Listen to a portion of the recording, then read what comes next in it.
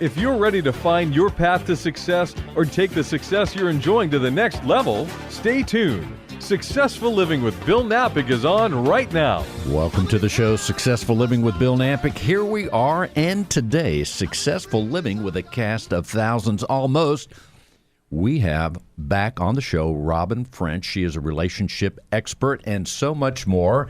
She's with a company called Selective Search, and she knows so much about matching up people. In addition, Robin has brought two of her friends that are single. We're going to get an idea of single life here in Houston. We have Mary and we have Fawn here today. Everybody, welcome to the show. How are you? Welcome. Very well today. Yes. And we're all of us, almost, except for Robin, is engaged. We're all single here on the show. So we're going to, and we want to call this little edition, thanks to Robin, because of her expertise in matching people up and also in knowing so much about relationships. We're going to call this little thing, Robin, if it's okay. Yes. Let's tell them what we'll call it. We're going to call it Coffee with Cupid. That's right, and we all have had our coffee. You can also be known as Robin French, but also Cupid. So, first of all, let's go ladies first. We have Mary here, and she is here in Houston, single, and we're going to talk about being single, challenges, fun part, all those things. Mary, welcome to the show. Thank you very much. And let's tell people, you are single how many years now? 14, believe it. 14 years. You almost said believe it or not, but I believe it because I'm single longer than that. So give us a quick bullet point word or two about your perspective. Now, you were divorced, is that correct? Yes. Okay, so a quick word or two about being single here in Houston. Let's start with the thing or two things that you like about being single in Houston right now. I do a lot in Houston with my daytimes, nightimes, weekends, and looking forward to sharing it with somebody, though, and bringing his perspective to my life. But I'm very committed to our city and enjoy it a lot. She's always busy.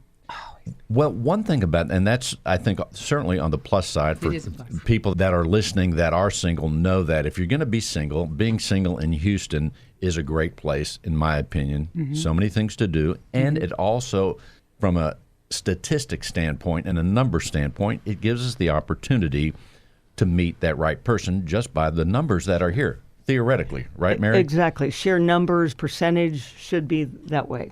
But here's a factor that I'm going to throw in. As we get older, and I would say most of us in this room are over 50, right? Right. As we get older, there's a thing that happens, and Robin, I don't know if you know about this, it's called being set in your ways. You ever hear about that? I'm well aware of it. I've been doing this for 16 years. There are people in their 30s that are set in their ways. It's not just an age thing, right? Yes. So what do you see when you are here? Now, you help people all over the country, actually, with your company, but let's tell people your perspective as far as matchmaking people here in Houston. What do you see as you view this? Well, let's get back to that, where people, I think that fear holds them back because they do get into this routine, right, that you have. And at some point, when you want a partner, but then at some point you realize, oh my gosh, things are going to change. This might disrupt my world, right? Do we get too picky? Sometimes. Because Some do, that's right. I think at any age, wherever we are at, we have certain things in mind as far as what we're looking for. But as we get a little bit older, maybe we are unwilling to let go of some of our routine or whatever. But we have to put ourselves in a position to meet people. And certainly here in Houston, I think there's a lot of those opportunities.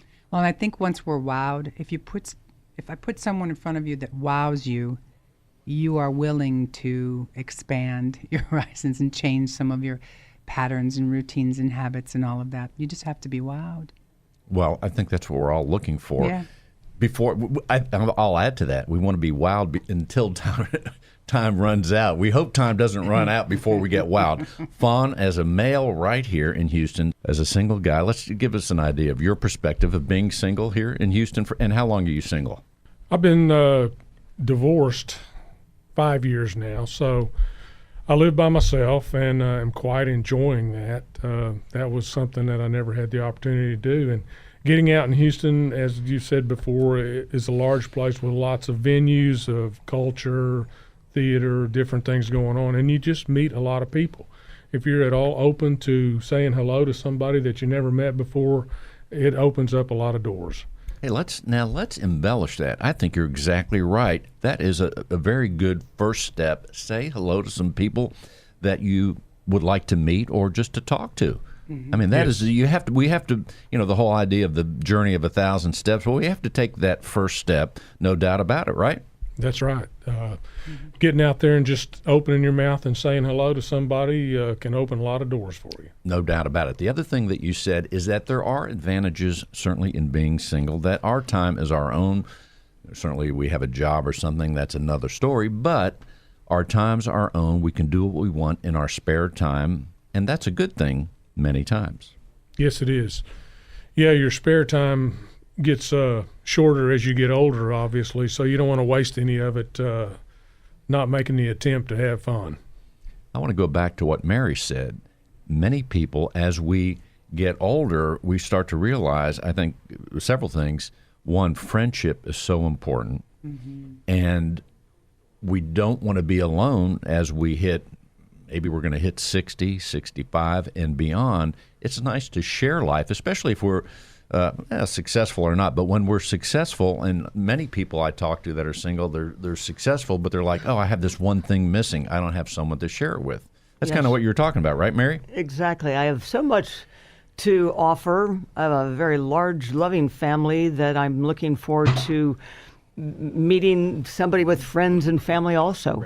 So it's just, how do I find and meet and then welcome and open up to that new person? Well, I think we'll go back to what Fawn said. Go out there and meet people, and that's, of course, we have to be careful in the single world and the dating world, but I think putting ourselves out there, finding different hobbies that we do, church groups, whatever it is, clubs, those things all are great things to do. Now, have you done that, Mary? Oh, I belong to the same workout facility for 37 working years. out. That's a good one, too. It's a big thing for me, sure. I call it exercise, not work. And definitely church, volunteering now, but job before that. I was always in sales, so I was always meeting, but maybe with the pretense that I'm there selling something or doing helpful work, and it never takes on, hey, would you like to go out? Yeah, Robin. She does a lot of volunteering too, and that's another thing. I was sharing that with a friend the other day when we were on a walk. I was telling her that I had a girlfriend a long time ago who she was in a relationship that she shouldn't have been in, and that's all I'll say about that. And when she shared that with me, I said, I'm going to help you out of that situation. And I said, at the time I was volunteering for the American Red Cross. And they were having an event. So I said, well, I'm going to sign us up for this event, and we're going to volunteer at the beer and wine booth because the gentlemen, the single gentlemen who attend this event, they're going to come for a beer or a glass of wine, and they'll come to the booth, and you can chat them up, and let's just get you in the right place there. So as fate would have it, at the end of the evening, my now ex-husband came to the booth, and he handed me his coat check tag, and he thought I was the coat check girl. But we chatted it up, and that's how I met my ex-husband, actually. So I met someone she didn't, but my point is just that you have to push yourself and get out there and, meet people, whether it's, you just have to get out of the house. People aren't leaving the house. They're not. But that is step number 1 or 2. You have to leave the house. You have to be somewhere. And I want to say this. It is the obvious thing in that whether it's even an employment opportunity or something, anything great that has happened, if I track back in my life, I left the house usually because I either met someone and that became something and it grew into something, whether business or even with past relationships. That is so important. Put yourself in these opportunities, no doubt about it. I do want to say, go back to what Mary said, since this is not TV, Mary, when you mentioned working out, people can't see us right now, but I do want to say all of us here are in really good shape, by the way. Would you agree, Robin? We've all kept the wheels on the bus. The wheels are on the bus, the vehicle, and we all look pretty good. Just saying. Maybe not me, but everybody else except me. My motto is: you look at yourself in a Speedo year round, you'll stay in shape. Okay, now there's an axiom. So let's leave the house, get a Speedo, and check yourself out. In the case of a woman, have a bikini and check. Two-piece Speedo. But it is a two-piece. That is correct, Robin. So what do you think about this? As far as when you advise, you have been helping singles in your company now for 16 plus years, as far as I know, and certainly you encourage them to go out, put themselves in places. What are some of the other things that you counsel people with when they say, man, Robin, I'm just having a hard time meeting the right person, or the person, to use your words, that will wow me?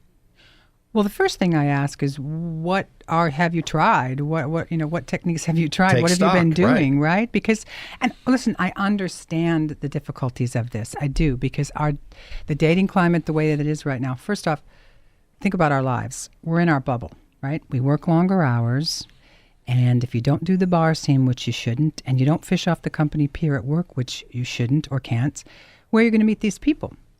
Now, our parents were matched through communities. They were matched through, the neighbors or your mom's, whatever. We don't have that anymore. Our communities are the Starbucks, the gym, the Whole Foods.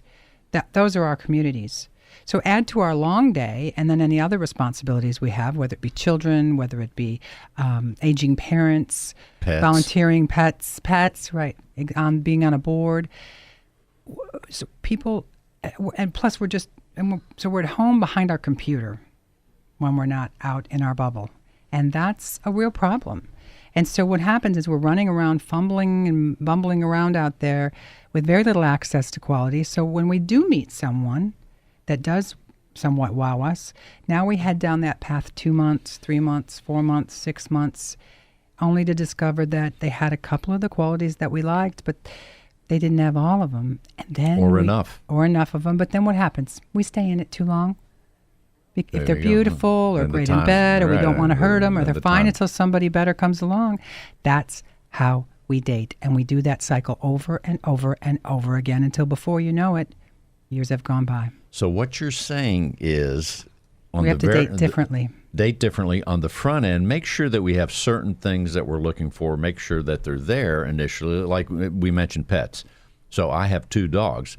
I may meet someone and they'll be like, hey, I don't want to be a part of that responsibility. And, well, let's scratch that. Deal breaker. That's a deal breaker. By the way, Mary, do you have any pets? I do. A cat that is pretty much in the corner of the house in my life, and it's a wonderful pet. It's a great companion. How about you, Fawn? Yeah, I have a dog. Old Shorty's his name, and he's a chick magnet, I guess you could say. Is that right? He's a cute little dog, and that will actually help a lot. Sometimes if you're a little bit shy, people will come up and say, "Oh, I want to see your dog. I want to pet your dogs, dog." yes, And then there's the conversation got started right there. And there you go. I don't use him all the time for that purpose, but you don't want to wear him out. Good. Yeah, that's right. I don't want to wear him out or give him the big head. Exactly. That's right. What are some, Fawn? What are some of your? Yeah, Elvis. I have a dog, Elvis. He is the exact opposite. He is a repellent. So because of his bipolar activity, and that is another story. I just tell people when we're walking in the morning and he's barking at him, I say, hey, he just hasn't had his coffee yet. Yeah. So in the meantime, Fawn, what other observations have you had out there as you've been out there now for 5 years being single? What else can you tell people? Well, a lot changes for dating through the years. When you're even up to about 40, you still think you're invincible. And, you go out there and the visual attraction is what gets you going right on a possible date for the night or whatever. And now, as you get a little bit older, it kind of mellows a bit and it becomes more about what are you going to talk about the next day rather than what you're going to do tonight. And so dating has changed a lot. People hide behind their cell phones now. A cell phone has kind of replaced a cigarette, which I always thought was a shield that people hid behind, and cell phones are even worse. They They are a real detriment to actually having a conversation. Especially if you're on a date and the date brings out her cell phone. That happened to me not that long ago, and I'm terrible. like, no, don't do that. So in the meantime, I have a question. As far as geography, we already mentioned that Houston has so many people, so many possibilities. It's not like we're in, nothing wrong with Little Rock, Arkansas, but there's just not as many people. I don't think I'd want to be single there, by the way. Well, I wouldn't want to live there either, but that's another story. So going back to geography, Houston has a lot of people, but it's also spread out with a lot of traffic. Fawn, as far as your ideas, what's a deal breaker in terms of distance?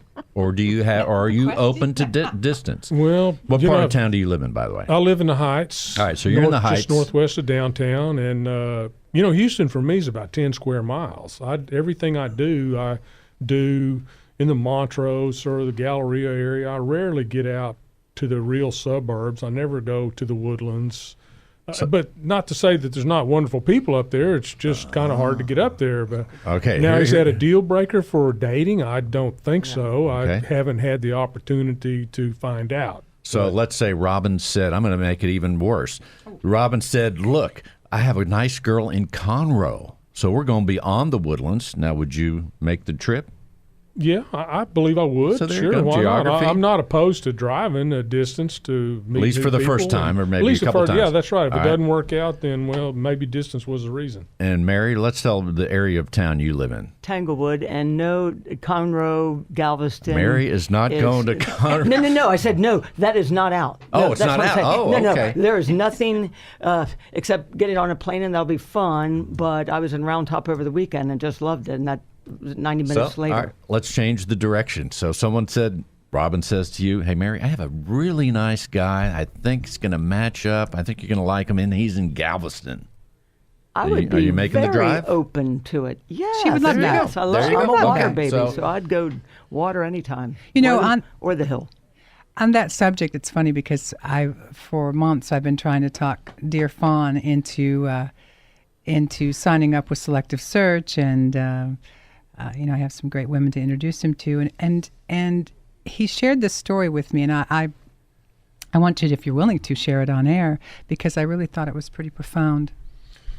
Yeah, sure. It's no real big deal. I mean, I have been married twice, and I feel like I've been married all my life. There's always been a significant other in my life. And now I'm kind of stepping back a little bit and taking a little time for myself just to see what the game's going to be going forward. And I think it's important. I think people that have been in a long relationship, when you bail out of it, you're going to sit around the house and think, my God, it's so lonely. I just can't stand this, But you probably need to reevaluate yourself and your interests and see what that next one could look like, Well, now you're not at the house by yourself. Old Shorty is there, Old too. Shorty's And there, he is. yeah. It's like Elvis and Callie. They're great companions and, in many ways, counselors. And I love him too because I can tell him things, and he really has no big opinion about it one way or the Loves other. you So we either don't get way. into any arguments, and it's wonderful. It's wonderful. That is a very good point, Fawn, and that It is. yeah, we have to do that periodically, in or without relationships, I think. But yeah, we got to find out where we're going, and also I would say there's being thankful for where we are at whatever moment it is. Like right now, the beginning of the year, we're single, we're going forth, saying, hey, what's going to happen this year? Who can I meet? Who am I going to meet? What am I going to do to be in that position? So those are all good things to do. What do you think, Mary? Well, you did use the word thankful, and every day I'm thankful, grateful. But let me go back thankful. one second. I meant to say also, Fawn, and that is many people haven't been in a relationship for that amount of time. So even though you got divorced, there were probably great times. So you were fortunate to have that companion for a lot of your life in those two cases, Yes, I'm guessing. yes. Okay, I'm sorry, Mary. Go ahead. That's okay, but it is the thankful, grateful feeling that I have every day. Have your health, have your family, friends, jobs at the time. And with that, if there's not, a man to share, well, 4 out of 5 ain't bad today. Health might crater, then you have a man. So it's all good. You have a great attitude. The men should be beating down your door. I'm just saying. Yes. And so, go ahead, Robin. I wanted to add, I think that's a problem right now, too, out there in the dating climate, is there are a lot of folks out there that are dating too soon.